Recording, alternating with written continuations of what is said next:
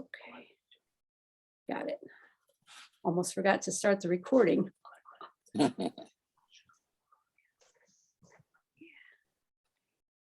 right. Okay, well, why don't we just get started? And if people come in, they'll come in then. I call to order this meeting of the City of St. Louis Soldiers Memorial Commission. Today is Thursday, November 18th, 2021, and it is 3:02 p.m. My name is Linnea Magnuson, and I chair the commission, and we will proceed according to the agenda. Let me get that up there. Share screen. Start the slide.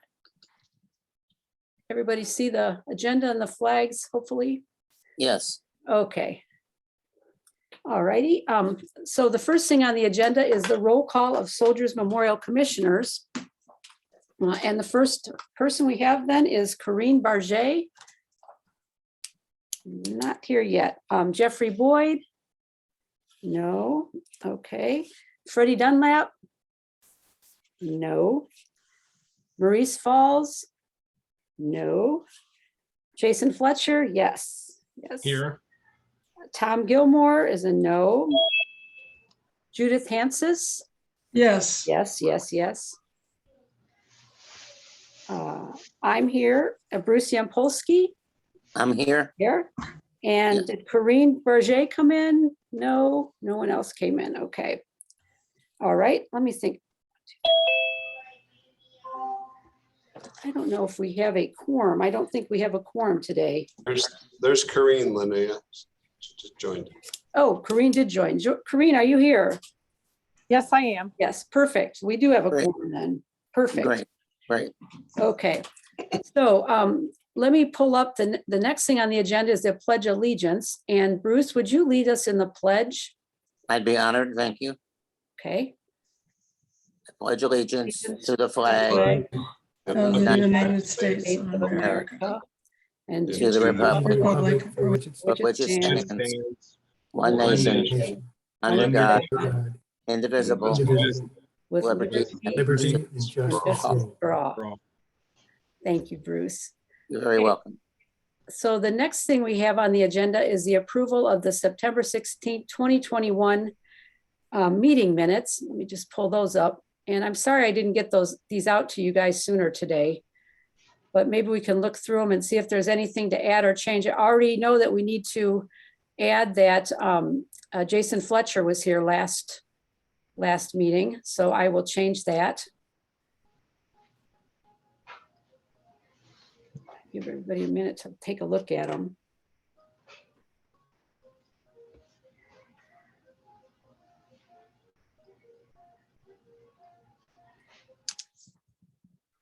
Okay.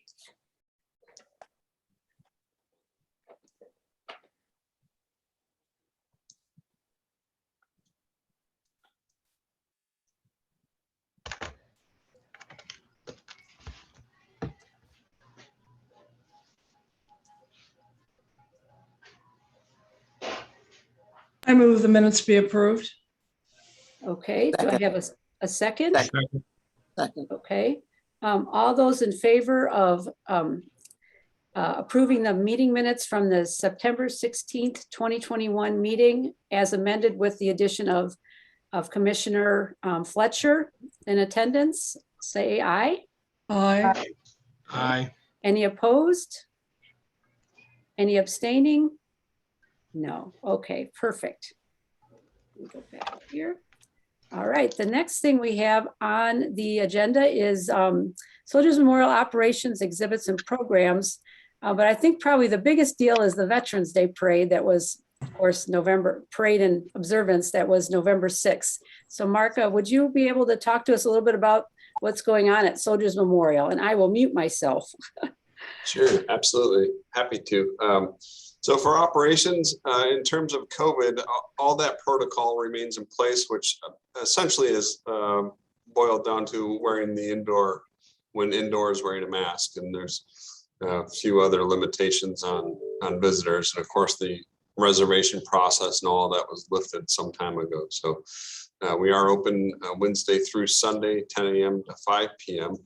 I think one of the most notable things recently, actually this week, was the hiring of Lindsay Davis as the visitor engagement coordinator. This was, if you remember, Jamie Basson's. Jamie left us back in August, I believe.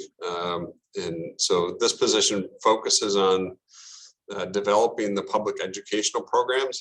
There's a great deal of coordination involved with it as far as finding speakers and scheduling speakers and developing the upcoming slate of programs, including the Challenge Chat programs, which is a recurring series and things of that nature. So really relieved to have Lindsay on board, who joins Lydia Prebish, who I had announced last time we met. And Lydia is the education coordinator, focusing her efforts on grades 6 through 12 school program development. So, and she just recently conducted a virtual program with a couple of classes.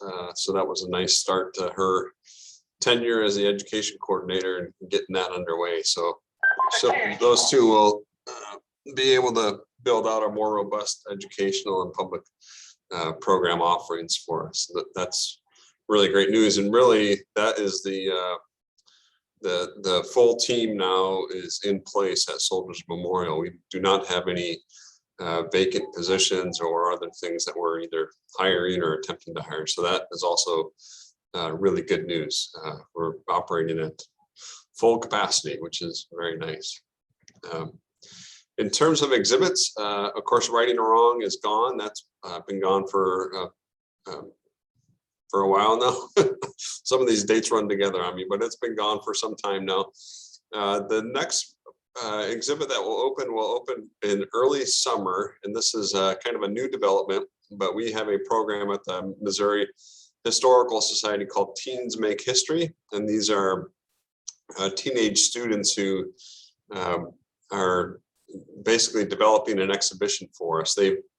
If you've been to the History Museum lately, there's an exhibition currently in what we call the atrium area, which is kind of the entrance area, and that's another one of the teen exhibits. But what they'll be doing for Soldiers Memorial is they're developing an exhibition that focuses on veterans experiencing homelessness, and so they're working closely with Cassie Strom.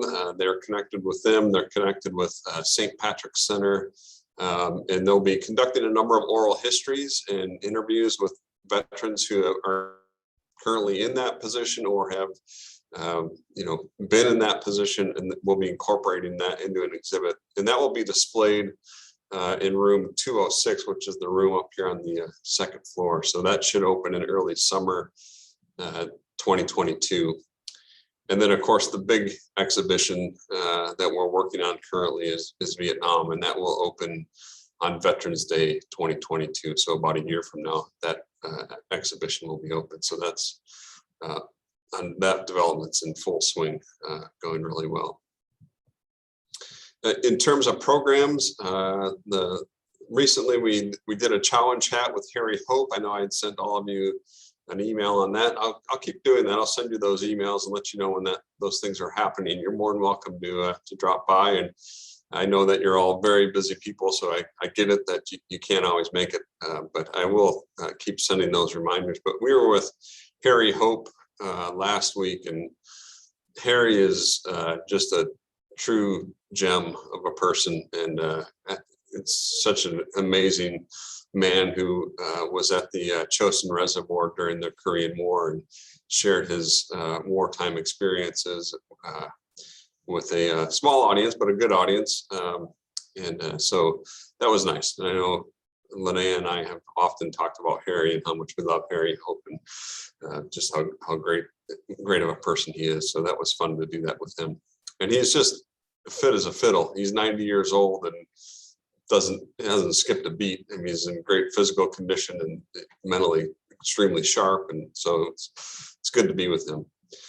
And then we also, last couple of weeks, we worked with HEC TV, which is a online TV platform here in the St. Louis area. And they are kind of by our prompting, they are developing a short documentary about 7 to 8 minutes on the history of World War II ace and Tuskegee Airman Wendell Pruitt. So Wendell Pruitt was an incredible fighter pilot of the World War II era who came home, and as far as I know, is one of two people who the city recognized in a really big way. I mean, of course, they recognized all the veterans returning, but Wendell Pruitt was singled out. Butch O'Hare was another one that was singled out, but they had the city held a whole Wendell Pruitt Day on December 12th, 1944. And so there was a parade, and he was presented with a watch from the mayor's office, and a really kind of a big to-do, which is really neat. Unfortunately, Wendell Pruitt died that spring in April of 45 in a training accident while training other Tuskegee Airmen during the war. So, but they are, we connected them with some professors out at Lincoln University, and they're developing a nice documentary on them. And then upcoming December 7th at 11 a.m., we'll have a virtual program with naval historian Paul Stillwell. And he's going to give us kind of the military history of the attack at Pearl Harbor. So of course, December 7th is Pearl Harbor Day. And we really wanted a program that looked at, you know, the real military history and focused on, you know, the military events that were happening that day, with kind of a tight focus on that. And we'll open that program by recognizing St. Louisans and individuals from this region that were at Pearl Harbor, and then roll into that conversation with Paul. And then the very next day, December 8th, will be another challenge chat, and we're having the Civil Air Patrol here. And I'm sure some of you are familiar with the Civil Air Patrol, but they are civilians who, somewhat like the Merchant Marines, can become almost like an adjunct of the Air Force. And they were very active actually in World War II, serving right off our coasts and patrolling our coast with their civilian aircraft, and then reporting back to the Air Force what they were seeing in other military units. And a number of those individuals were actually died in that service. So that they made an important contribution to World War II, and we'll be kind of digging into that little lesser known history. So, but that's most of what I have for operations, exhibits, and programs. I'd be more than happy to dig into Veterans Day, and we can roll in that direction. I think that I thought that Veterans Day, the parade and the ceremony and the concert went really well. That's not to say that there's no room for improvement. There was a couple things we could have done better, but I think overall that it was a nice improvement, and we did get a kind of a nice congregation of folks at Soldiers Memorial who both witnessed watched the full parade, and then stayed and remained for the ceremony and the concert. It was very different feeling, I thought, from 2019 when, after the ceremony, basically, a few stay behind at Soldiers Memorial, but most people kind of vacate wherever they go. I'm not sure, but it felt very kind of empty around here during the parade, which in 19 had followed the ceremony and concert. So I think that it had a little bit more of a community feel this year, and I thought that was really nice and meaningful. I do have some slides that our Marcom team sent me on the promotional efforts, and I can share those. But this will stop you from sharing, Linnea, if that's okay. Yep, that's fine. Okay. And can everybody see that okay? Yes. So this is just some of the received this report from our marketing and communications team on what we saw for Veterans Day. And these are some of or maybe all of the media, at least that they know of, that broadcasted or aired it in a number of ways. So you can see by date here on the 26th and 27th, there were a number of area locations, including KSDK and KMOX. And then on the 3rd and the 5th, so just prior to the actual observance, it was in St. Louis Magazine, and then KMOV ran a segment as well. And then the Post Dispatch for their best bets for the weekend, we got into that. And then following the event, you can see the Dispatch, and then the Do News and Fox 2 News as well. So we got some good coverage, and certainly we'll continue to work with them to just continue to grow that. I know talking to some, I heard some people tell me that they had never seen as much promotional material on the parade, and then other people who didn't see any of it. So I think a lot of it, depends on what you're watching and when, but certainly it was out there. And this is kind of where it was if you did miss it. Hopefully you saw some of this. And then here's some of the just the screenshots that they captured for the parade. And then the Facebook event, they pushed that out in big ways and boosted it with advertising dollars. So there's a way in Facebook, if you pay some money, it kind of stays at the top of people's feeds if that's the type of thing they're interested in. And so they estimate that they reached nearly 32,000 and had close to 500 responses on the event. So all good stuff. And then these are a couple of albums of photos that they had captured.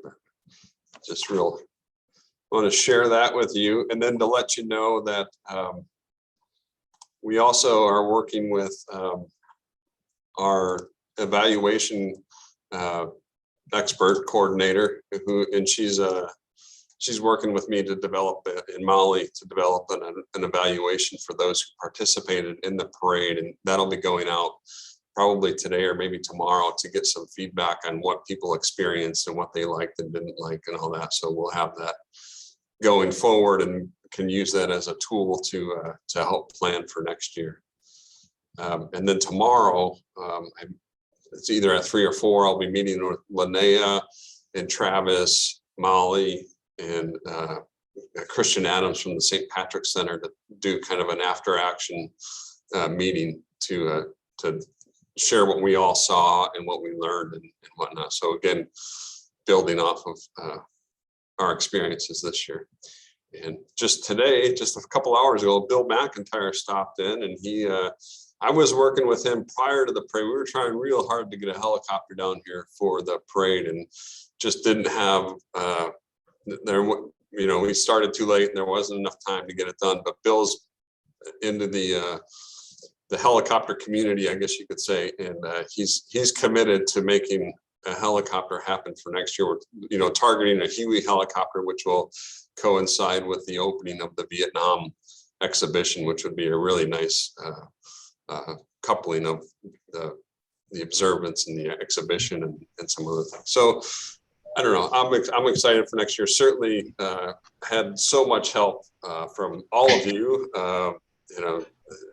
Judith, always mentor and a guide, and Linnea, always so helpful, and Corrine with the salutes and getting that all figured out. That was just really, really grateful for all of the assistants, and that is truly a team effort, that whole day and the whole week, and the activities that are happening at the athletic club. And I think that in my estimation, I think St. Louis is doing a good job. And I think, I always think there's room for improvement in everything, but I do think that we're doing a really good job.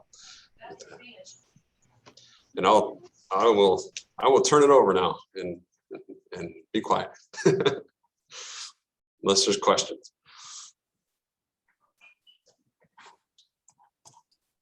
Does anybody have any questions for Mark? No, just a comment. Sure. Mark, I promised you that I would send you some notes about the parade, and I haven't forgotten. I just haven't gotten there yet. Yeah, that's fine, Judith. Thank you. Okay. I thought we did I was very excited. Working with Crean, we have 4 young officers who I think they are on the hook now for returning salutes. I think they were very excited about it. They were all in, and until they PCS, I think we have a good group that'll be with us. So. Right, and one of the guys who is PCSing, he's going to pass along about Veterans Day and that we can continue to call that number to connect in with them next year. That's great. Okay. Any other questions for Mark? No? Then can we move on to maybe Judith then? If you want to talk to us a little bit about the Missouri Athletic Club and the Rotary Club of St. Louis's St. Louis Veterans Day commemoration, which I was there, and I thank you so much, Judith, for inviting me as your guest, because it was a wonderful experience to be back with so many people in one place together in person. Judith, maybe you can tell us a little bit about that. Well, there were 350 of them or thereabouts. And of course, we still had to do some pieces of it without the high school color guards. So the Army recruiting team here in St. Louis was our color guard. And we made some other adaptations, but people seem to enjoy it very much. And it's a great thing for me to be a part of the planning committee and have the opportunity to work on something to celebrate veterans and what they do and what they give. And I was surprised to see more than the usual number of people who could still fit in their uniforms wearing them that day. And a special thanks goes out to Soldiers Memorial and the Missouri Historical Society for providing the banner exhibits again this year at both downtown and in the lobby, and the MAC West in the lobby. Lots of people stopping to look at them. They don't ask me questions because the ones I don't know don't think I would ever have. They don't think of anyone, a woman being in the military. But I know some of our other committee members got a lot of good comments about what we get. And not only that, Soldiers Memorial brought an exhibit the day of to put in the adjacent room to the banquet room to display several artifacts on a tabletop type arrangement. You know, many thanks. Hopefully it entices people to get over to the museum and see more. Any questions about it? I was going to say, this is Linnea, that the speaker, I think, was one of the best I'd heard. I mean, ever almost. He was excellent, just really excellent, the speaker you had this year. He's going to make a lot of money after he retires. I had the exact same thought, Linnea, when I was there. I was like, I think this is the best luncheon speaker I've ever. I know. Yeah. He was really good. He was, absolutely. He was very, very personable. Yes. And his approach to speaking involved the audience. Instead of talking to them, he talked with them. Yeah, yes. Any other questions for Judith or comments? Well, then I guess I'll move on to call for questions, new business, and announcements. Does anybody have anything? Do you care to say anything, Linnea, about the two things that I happened to find regarding my father's service in World War I that I presented to the museum now? I will turn it over to you because Yes, I passed on those. Bruce brought in a document, a sort of certificate of service document, and also a photograph that I passed on to Kate, the collections manager, and she probably has not talked to Mike yet, Mike Venzo yet about it, but I think everything's good to go, and I think it would be a wonderful addition about Bruce's dad to what he's already donated, but all those objects both of those objects will be under consideration for addition to the collection. Yeah, Thank you. yeah. Is there anything else anybody has? Well, our next meeting is in 2022, believe it or not, January 20th, 2022. And I just wanted to remind everyone that if you want to see, if you've missed meetings or if anybody you know wants to see the meetings, the videos are posted on YouTube. So you can always watch the video from the previous meetings on YouTube. And also the agendas and the meeting minutes are posted on the City of St. Louis BPS Soldiers Memorial Commission webpage. And if anyone would like me to send links to those, I'd be happy to do so, just to remind people. If there's nothing else, I will call to adjourn the meeting. There is something else, Oh, please. okay. I had asked you when we were going to resume face-to-face meetings, and you Yes. thought it would be at the January meeting. But I- you'll let us know when you send out the Oh, reminder. absolutely. I will. Absolutely. I haven't heard confirmation on that yet. As far as I know, the city is still pretty much so meeting via online only meetings, but that may be changing and I may not be completely correct on that. So hopefully in January we'll be meeting in person, but that'll depend on what the protocols are from the city of St. Louis. Maybe someone else at the meeting knows anything about that, or is Jason? So, maybe? Linnea, I'll just take Or a Rich? chance to comment on that. So, Judith, the city is still under the mandatory mask mandate and the social distancing. And I will tell you that the majority of the meetings today the city has are all still virtual. And the meetings that are in person are absolutely miserable because you have to sit in the meeting and wear a mask and space yourself out, and it makes conducting business very, very difficult. So I think what we're all hoping for is with the coming of the new year, and hopefully this thing starts tailing off, and our health director, our new health director, and our mayor, and hopefully our county executive will make a determination at some point in the near future that we can resume life as normal. But at this moment, every meeting the city conducts, I would say 99% of those are virtual. Well, I was thinking we would probably still be virtual because we're going to in the winter, and COVID is only going to be a little worse, maybe not, hopefully not like last winter. But so I won't get my hopes up.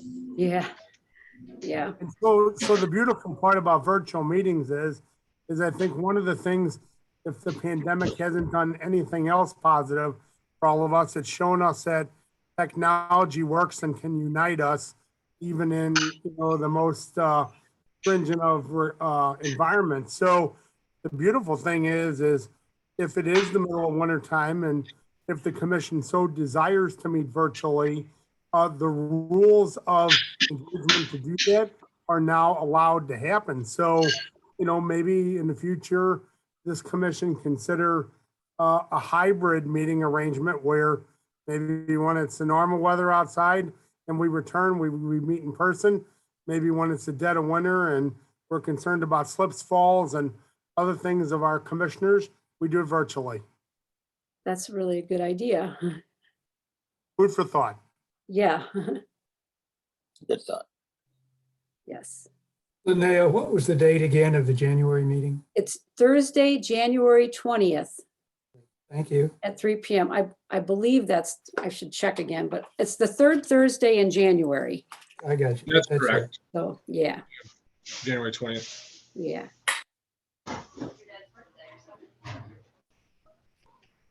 Does anybody have anything else? Okay, I'll call to adjourn the meeting then. So moved. A second? Second. All those in favor? Aye. Anybody opposed? No. Any abstentions? No. Okay, the meeting is adjourned. The November 18th, 2021 Soldiers Memorial Commission meeting is adjourned at 3:32 p.m. Thank you, everyone, and have a wonderful holiday. And the Thank same you. to you. Thank you. Happy Thanksgiving. Happy Thanksgiving.